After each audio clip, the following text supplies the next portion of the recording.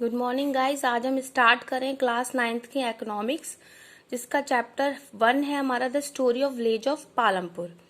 तो इस विलेज की स्टोरी के थ्रू हमने इंडिया की इकोनॉमी को बताया है कि जिसकी जो मेन एक्टिविटीज है वो फार्मिंग है, और अदर एक्टिविटीज में हमारा नॉन फार्मिंग आता है। एग्रीकल्चर क्या है, एग्रीकल्चर से जुड़ी प्रॉब्लम्स क्या है, उसको कैसे प्रमोट कर सकते हैं।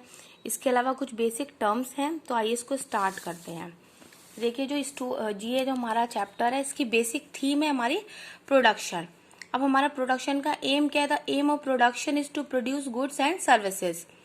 There are 4 requirements of the goods and service production. अब नंबर 1 हमारी रिक्वायरमेंट क्या है? लैंड, मतलब जिस पर भी हम खेती करेंगे, वो क्या है? एक नेचुरल रिसोर्स है और फिक्स्ड है। हमारी सेकेंड रिक्वायरमेंट है लेबर। लेबर मतलब वो पर्सन जो वर्क करेंगे हमारे फील्ड में। थर्ड हमारी रिक्वायरमेंट है, बेसिकली 3 रिक्वायरमेंट होती है। थर्ड हमारी होती है कैपिटल्स। हमारे कैपिटल्स होते हैं 2 टाइप के होते हैं। एक हमारा होता है फिजिकल कैपिटल, एक होता है हमारा ह्यूमन कैपिटल। देखिए जो फिजिकल कैपिटल है, इसको 2 पार्ट में बांटा गया है। पहला तो हमारा है, देखिए कि tools, machine and buildings. Means जो जो हम चीजें यूज करेंगे, मशीन्स, टूल्स और जो भी बिल्डिंग्स है जहाँ पे हम स्टार्ट करें, वो हमारी कहलाएगी फिक्स्ड कैपिटल। और सेकंड पार्ट है इसका, जो raw material and money in hand. Means जो जो हम यूज करें कुछ भी बनाने के लिए, वो रॉ मटेरियल और जो मनी उसमें खर्च हो रहा है, ये हमारा आएगा वर्किंग कैपिटल में। इसके बाद हमारा आता है फोर्थ, ह्यूमन कैपिटल। अब ह्यूमन कैपिटल में क्या होता है कि अब जो भी हमारे तीनों चीजें, लैंड, लेबर और कैपिटल को यूज करने के लिए हमें ह्यूमन को स्किल्ड करना होगा। उसे सिखाना पड़ेगा कि कैसे वो इन चीजों को यूज करे, टेक्निक्स यूज करे और बढ़ाए प्रोडक्शन को। तो इन सबको जब स्किल्ड करते हैं हम ह्यूमन को, to use all these things are known as human capitals, and all these factor are known as factor of production. अब क्या है हमारा जो विलेज में दिखाया कि farming is the main activities है, ये चैप्टर के थ्रू बताया गया है। और इंडिया में भी यही क्या है, फार्मिंग है हमारी। कुछ भी चीज हम प्रोडक्ट करें तो उसकी मेन एक्टिविटी हमारी फार्मिंग है। और अदर एक्टिविटी में हमारे आता है नॉन फार्मिंग एक्टिविटीज। मीन्स इस विलेज में ज्यादातर लोग फार्मर्स हैं, उसके अलावा है कुछ जो बहुत ही कम है जो अदर वर्क कर रहे हैं। अब थोड़ा डिटेल में पढ़ते हैं जो भी हमने फैक्टर्स पढ़े हैं। कि लैंड है, अब हमारा लैंड है क्या है, वो फिक्स है। अब उसको हम बढ़ा नहीं सकते, लेकिन जैसे जैसे पॉपुलेशन बढ़ रही है, प्रोडक्शन की रिक्वायरमेंट बढ़ रही है। तो इसका सॉल्यूशन क्या है कि वेस्ट लैंड है, जो लैंड हमारा यूज नहीं होता है एग्रीकल्चर में, उसको हम कल्टिवेटेड लैंड में चेंज करें। नेक्स्ट हमारा हो गया multi cropping, modern farming techniques use करें। और हमारा HVY मीन्स क्या कहते हैं, हाई हील्ड वेराइटीज के सीड यूज करें, फर्टिलाइजर यूज करें, इरिगेशन दे प्रॉपर, जिससे जो भी हमारा प्रोडक्शन है, मतलब एग्रीकल्चर जैसे पर्टिकुलर अमाउंट में हम गेहूं उगा रहे हैं या राइस जो भी उगा रहे हैं, उसका उसी पर्टिकुलर लैंड एरिया में उसका प्रोडक्शन ज्यादा हो जाए। अब लेकिन अब इसको समझते टर्म्स क्या है। मल्टी क्रॉपिंग क्या होती है? More than 1 crop on a piece of land during a year. Means हमारे पास एक ही पीस ऑफ लैंड था, हम इसमें पहले एक ही एक फसल उगाते थे पूरे साल में। अब हम इसी पर्टिकुलर एरिया में एक से ज्यादा फसलें उगाएंगे, तो इसको हम कहेंगे मल्टी क्रॉपिंग। अब जिसको समझाया है इन्होंने कि रेनी सीजन है, हम खारिफ फसल उगा रहे हैं, इसके बाद हम वहाँ पे पोटैटोज उगा रहे हैं अक्टूबर और दिसंबर में, उसके बाद हम फिर राबी प्रोडक्ट्स हैं जो भी फसलें वो हम उगाते हैं। मीन्स इसको हमने कहा मल्टी क्रॉपिंग, कि हम एक से ज्यादा फसलें उगाते हैं। नेक्स्ट हमारी टेक्निक थी मॉडर्न फार्मिंग टेक्निक्स। अब इसमें हम हाई हिल्ड वेराइटीज के सीड यूज करते हैं, मीन्स जो प्रोडक्शन है वो बढ़ जाएगा। फार्म मशीन यूज करेंगे, ट्रैक्टर वगैरह जो भी मशीन्स यूज होते हैं वो। फर्टिलाइजर्स यूज करेंगे, पेस्टिसाइड्स यूज करेंगे।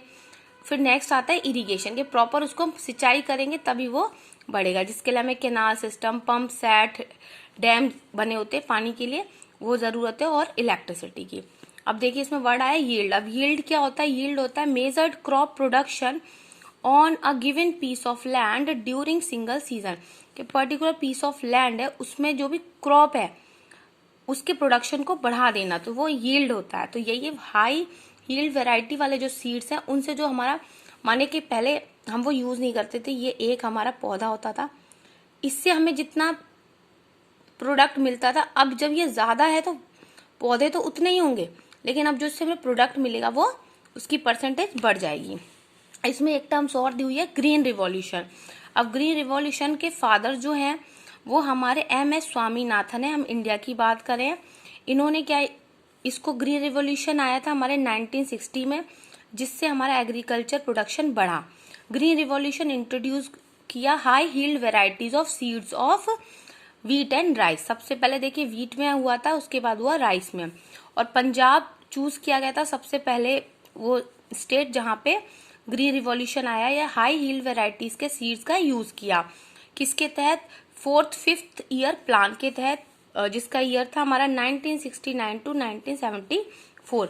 इसके अलावा जो बेसिक हमारा मेन ग्रीन रिवॉल्यूशन के फादर हैं जो पूरे वर्ल्ड में, नॉर्मन बोरलॉन्ग जो अमेरिकन एग्रोनॉलिस्ट है, इनको कहा है फादर ऑफ ग्रीन रिवॉल्यूशन।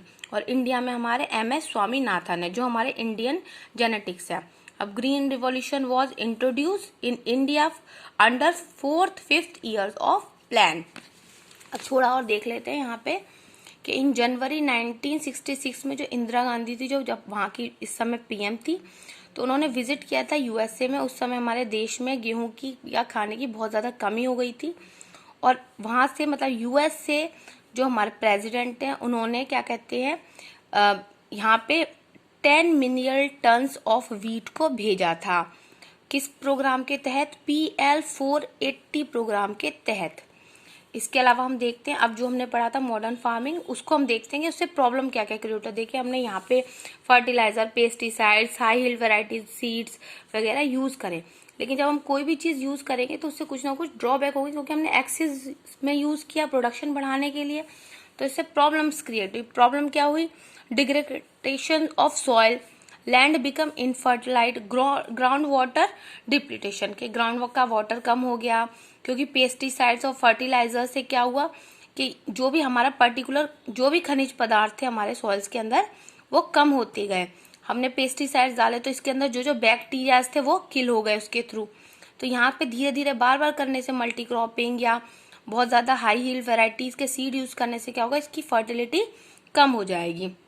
अब लेबर के साथ क्या प्रॉब्लम आती है कि क्या है, जैसे इंडिया में दिखाया गया कि जो ज्यादातर लोग हैं उनके पास तो बहुत ही कम जमीन है, और जो लोग कम हैं उनके पास ज्यादा जमीन है। इसको दिखाया कि large farmer have large lands but small farmer which is high in the numbers have small land, means और not sufficient land for the cultivation, और some farmer don't have the land proper for the cultivation. मतलब कुछ के पास तो है ही नहीं land, कुछ के पास इतना नहीं है, देखिए छोटा छोटा है तो इतना भी नहीं है कि वो सफिशिएंट अमाउंट में कुछ भी उगा सके। अगर वो उगाते भी थोड़ा बहुत, वो सिर्फ उनके खाने पीने के लिए पूरा हो पाता है, तो उससे वो और ज्यादा ग्रोथ नहीं कर पाते। जबकि जो हमारे लार्ज फार्मर हैं, बड़े फार्मर हैं, क्या प्रोडक्शन ज्यादा कर रहे हैं, उसको बेच रहे हैं, पैसा कमा रहे हैं और भी रिच हो रहे हैं। जबकि स्मॉल है, उनके पास वैसे ही कुछ नहीं है, क्योंकि अगर वो कुछ भी मॉडर्न टेक्निक यूज करते हैं उसके लिए पैसा चाहिए, वो उनके पास नहीं है, प्रोडक्शन नहीं कर पा रहे, कमा नहीं पा रहे, अपनी जरूरतें पूरी नहीं कर पा रहे और दिन ब दिन गरीब होते जा रहे हैं। दूसरा प्रॉब्लम क्या है कि आजकल फोकस हो रहा है मशीन्स पर, सारा वर्क मशीनरी हो रहा है, जिससे वर्क कम हो रहा है, कहीं कहीं वर्क भी नहीं है और अनएम्प्लॉयमेंट बढ़ रहा है। थर्ड हमारा आता है कैपिटल। अब कैपिटल्स में हमारा मनी आता है। अब जो स्मॉल फार्मर है पर्टिकुलर, जो अपनी जरूरतें भी पूरी नहीं कर पा रहा, वो पैसा कहाँ से लाए मॉडर्न फार्मिंग के लिए, तो क्या है वो और ज्यादा गरीब हो रहा है। अब इसके सॉल्यूशन क्या है कि हमें फोकस करना चाहिए नॉन फार्मिंग एक्टिविटीज पर भी, पर्टिकुलर जो लोन्स हैं वो देने चाहिए विद लो इंटरेस्ट, एक प्रॉपर मार्केट होना चाहिए सेल्स के लिए, क्योंकि यहाँ पे प्रॉब्लम क्या होती है कि बहुत सारे जो गरीब किसान हैं वो दूसरों के यहाँ वर्क करते हैं, उन्हें प्रॉपर पैसा ही नहीं मिलता। तो एक पर्टिकुलर हमारा फिक्स होना चाहिए कि कितनी सैलरी है, और अदर एक्टिविटीज पर को भी हमें प्रमोट करना चाहिए। इसमें एक चीज और देखते हैं, इस बुक में दिए हैं 2-3 पॉइंट्स। देखिए टोटल इरिगेशन इन इंडिया, तो ये 49% है टोटल, जो 2019 का डेटा है। Indian cultivated area is 159.7 million hectares है, and India is the second largest in the world after United State. अब यहाँ पे चैप्टर फिनिश हुआ। देखिए मैंने आपको पूरा करा दिया। इसमें ये स्टोरी दी हुई है पालमपुर विलेज की, और ये जो जो टर्म्स हमने पढ़ी है, land, labour, capital, physical capital, fixed, working, और ये फैक्टर हैं। फिर कैसे लैंड की प्रॉब्लम है, लैंड हमारे पास फिक्स है, कैसे फिर हमने यहाँ पे मल्टी क्रॉपिंग करी है, देखिए ये भी दिया हुआ है। और जो मैंने आपको डेटा बता, देखिए इसमें अपडेटेड नहीं है, 15 तक ही है, तो 15 में ये इतना था, अब हमने 19 का डेटा लिया है। यहाँ पे देखिए हाई हिल वेराइटीज के हमने सीड यूज करे, ग्रीन रेवोल्यूशन के बारे में दिया है, ये हमने मॉडर्न फार्मिंग को दिखाया है।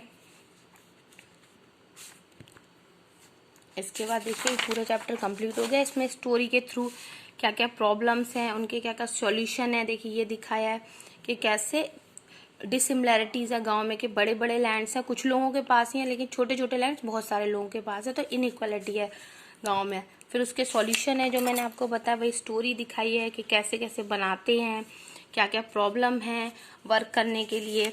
यहाँ पे देखिए दिखाया है कि कैसे कितना एरिया किसके पास है, वही कम लोगों के पास ज़्यादा है और ज़्यादा लोगों के पास कम है। कि फिर कैसे सेल करते हैं, कि प्रॉपर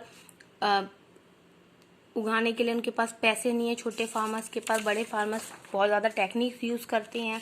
फिर इसके सॉल्यूशन क्या है, कि यहाँ पे हमारा देखिए कि यही लोन देना चाहिए कम रेटेड में, और पर्टिकुलर क्या कहते हैं और नॉन फार्मिंग एक्टिविटीज़ को भी प्रमोट करना चाहिए। That's all for today. If you like my video please subscribe my channel and share this. Thank you for watching.